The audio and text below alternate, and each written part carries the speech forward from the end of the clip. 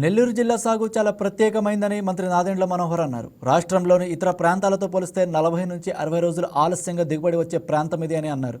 కోవూరు మండలం ఇనమడుగులోని ధాన్యం కొనుగోలు కేంద్రాన్ని మంత్రి నాదెండ్ల మనోహర్, ఎమ్మెల్యే వేమిరెడ్డి ప్రశాంత్ రెడ్డి పరిశీలించారు. ఈ సందర్భంగా పొలాల్లో రైతులతో మాట్లాడి వారి సమస్యలు, ఇబ్బందులు అడిగి తెలుసుకున్నారు. రైతుల నుంచి ధాన్యాన్ని మొత్తం కొనుగోలు చేయాలనే లక్ష్యంతో కూటమి ప్రభుత్వం పక్కా ఏర్పాట్లు చేసిందని మంత్రి నాదెండ్ల మనోహర్ వెల్లడించారు. వైసీపీ ప్రభుత్వ హయాంలో నెల్లూరు జిల్లా నుంచి ఒక్క ధాన్యం గింజ కూడా కొనుగోలు చేయలేదని, రైతులను నిలువన ముంచేశారని ఆయన ఆరోపించారు. ధాన్యం కొనుగోలు విషయంలో అప్పటి నేతలు గోల్మాల్ చేసి 82 కోట్ల మేర అవినీతి చేశారని మంత్రి నాదెండ్ల మనోహర్ ఆరోపించారు. ప్రస్తుతం ధాన్యం కొనుగోలు వ్యవస్థలను క్రమబద్ధీకరిస్తున్నామని చెప్పారు. రూపాయలు బ్యాంక్ గ్యారెంటీ ఇస్తే 3 కోట్ల రూపాయల వరకు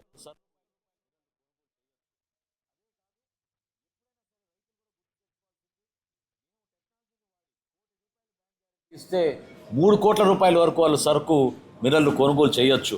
అదే కాదు, ఎప్పుడైనా సరే రైతులు కూడా గుర్తుపెట్టుకోవాల్సింది, మేము టెక్నాలజీని వాడి మిల్లర్లు ఎక్కడైనా పొరపాటు చేస్తున్నా, అధికారులు ఏమైనా పొరపాటు చేస్తున్నా, అంతిమంగా వారధులుగా మిగలాల్సింది మన రైస్ మిల్లర్లు.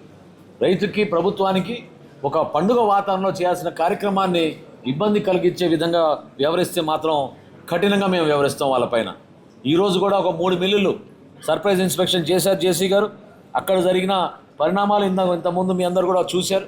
ఖచ్చితంగా మేము ఎవరైతే పొరపాట్లు చేయాలనుకుంటున్నారో, ఎవరైతే ప్రభుత్వానికి సమాచారం తెలియదు అనుకుంటున్నారో వాళ్ళు చాలా పొరపాటు చేస్తున్నారు. ఎందుకంటే ప్రతి అంశం పైన మాకు సమాచారం ఉంది. ప్రత్యేకంగా రైస్ మిల్లుల గురించి నేను మనస్ఫూర్తిగా కోరుతున్నాను.